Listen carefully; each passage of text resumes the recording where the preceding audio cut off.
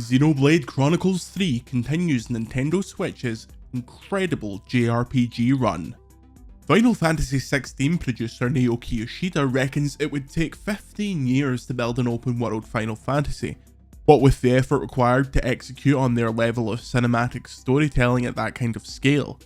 Right on cue, here comes Monolith Soft with a 140-hour bruiser of a JRPG.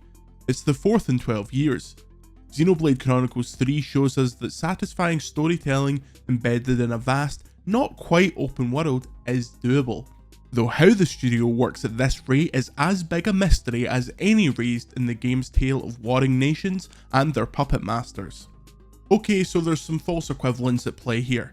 By working on Nintendo's more humble hardware, Monolith Soft isn't a slave to the resource gobbling photorealism that has slowed so many of our favourite series in the last generation. They realised that the art design and concept could trump raw heft, leading to Xenoblade's dependence on worlds set on the backs of titanic beasts. The dizzying scale of limbs and jaws blotting out the skies easily distracted from the fuzzy textures and pop-in.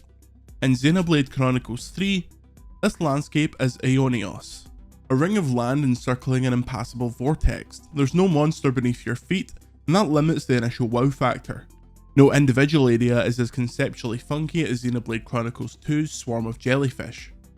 Instead, it settles for awesome size and vistas that stretch far beyond the older games, and with better TV and portable performance to boot. While the world is still partitioned with loading screens between regions, it takes a lot longer to hit those boundaries, and a lot more variety packed within them. Take one region, Fornus. As dry canyons segue into grassy hills, you're able to turn from the grazing Armus to see the towering military colony you liberated hours before, and that's without factoring in its miles of cave networks or an entire desert that spreads out to the side of both.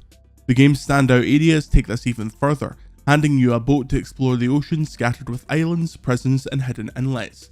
As Xenoblade does Wind Waker, only the ship here is mercifully faster. Monolith also does a cool trick where something you assumed was background scenery is revealed to be part of the explorable world, tens of hours after you've passed it. At first glance, Aeonios' jungle is a linear journey along vines between abandoned skyscrapers, the closest thing we'll see to Horizon on the Switch, but it's fairly normal. But the vast abyss that gobbles up clumsy explorers does have a bottom, and discovering just how deep the rabbit hole goes and how interconnected the warren is serves up constant aha moments. It's elevated too by the eyes through which the world is seen. At the outlet, our 6 heroes are on rival sides of the eternal war between the nations of Kiev and Argus, although they soon become united for a common cause.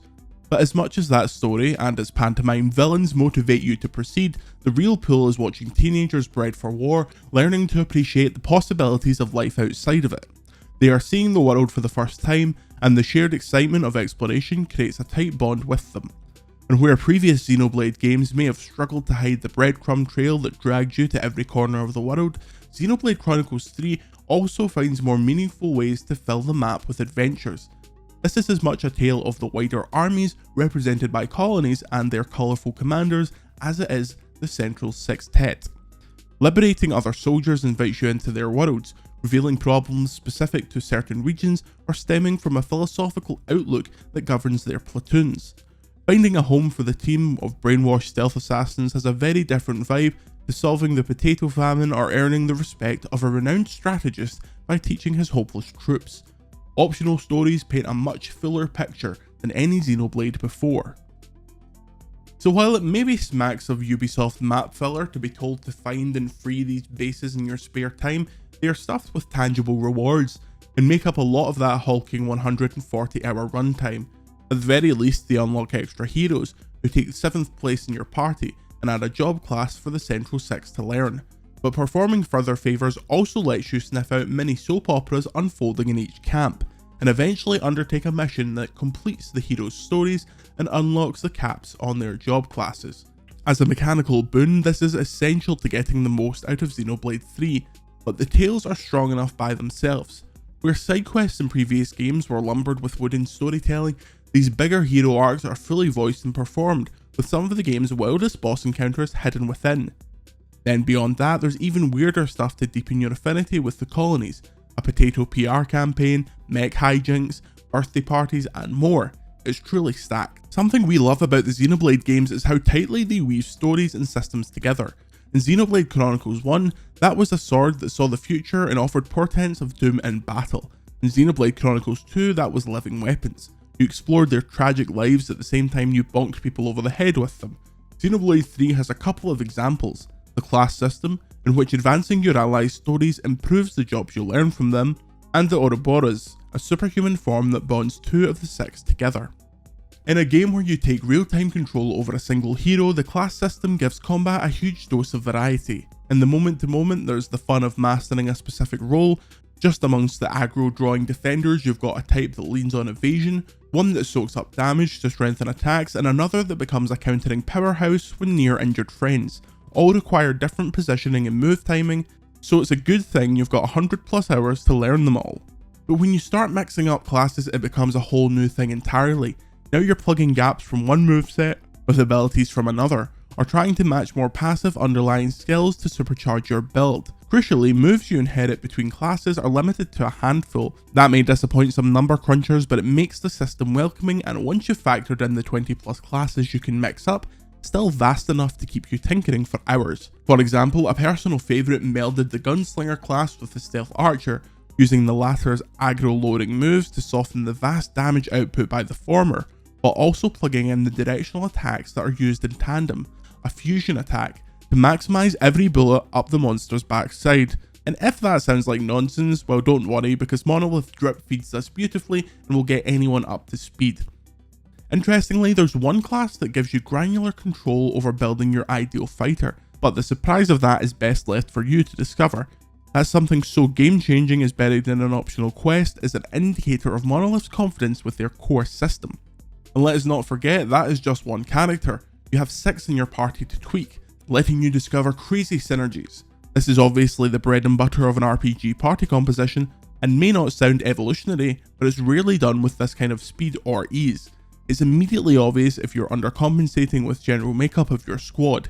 Health bars never dip, but fights take an age, dial back on the medics. Multiple enemies overwhelming you, split them with more defenders.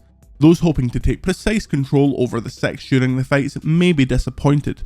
While you can hop between party members to control, which is a first for the series, the manic speed of battle doesn't make this viable. There is no indicator of what arts they have primed at any given time, and whether they are sitting on a talent arc, which is a super move that charges by performing actions true to the role. For example, a healer, healing. So it's best used for taking direct control of a medic if you want to heal a specific ally. This isn't a problem. Even playing on hard, the party AI kept up. Medics are particularly good at prioritising defenders and healing them to safety before helping attackers. You can give orders to focus attacks, deploy fusion moves, and pursue certain combos, which is a classic Xenoblade feature that lets you break, topple, daze enemies before launching them for massive damage or bursting them to get a scatter of rare items in the middle of a battle. Once again, all of this is very smoothly introduced. The Ouroboros forms are the pieces of the combat puzzle that we're least sold on. These are superpowered suits that briefly replace your moveset with giant attacks. Like everything in Xenoblade Chronicles 3, they are customizable through their own skill trees, but for a long time they burn up fuel at such a rate that they're gone in a flash. Also, compared to building dream bespoke classes, the suits feel lumbering and broad. They also commit the video game's sin of seeming much more capable in cutscenes. It's not a deal breaker, they are a tiny part of the huge combat challenge where every technique seems to feed into another. And these clumsy brutes get their moment in the sun. They have more time on their hands to unleash beatdowns and also act as a finisher in a chain attack. The one moment that combat is paused and you are free to pick everyone's next move with precision. Getting to the end of a grueling boss fight punch drunk in red and releasing a giant robot thump is pretty good. And if the suits never quite take off under your thumbs, they're a cool device for a grander story, which in itself is one of the best in the series. We noted in an earlier preview that it felt soulful compared to Xenoblade Chronicles 2's more hyperbolic anime stylings, and that's largely true for the whole. Villains are slightly goofy and weaker for there being so many of them. but it's countered by a nuanced characterization in the party, a story that gives all 6 a moment to shine, and an ending that is quietly devastating. Or maybe that was just the 140 hours catching up to us. As for whether you need to play the other games, the Xenoblade series tells standalone stories with proper beginnings, middles and ends that have underlying lores for returning fans. Those links are definitely more explicit in Xenoblade Chronicles 3, but it's still fully comprehensible for a newcomer. If you have played the first or second games, however, there are a couple of punch-the-air moments to look forward to. Is it daft that we got teary-eyed at a musical callback? Maybe, but we feel no shame. Oh, and definitely play beyond the end credits for some vital fan service. And so continues one of the greatest JRPG success stories of the last 10 years, a genre that has simply grown too unwieldy for many to make, tamed and mastered by the potent combination of Monolith Soft's pedigree and Nintendo's quality control. As others wrestle for scale and story, Xenoblade Chronicles 3 pulls it off with sweetness, sincerity and style. We gave Xenoblade Chronicles 3 5 out of 5.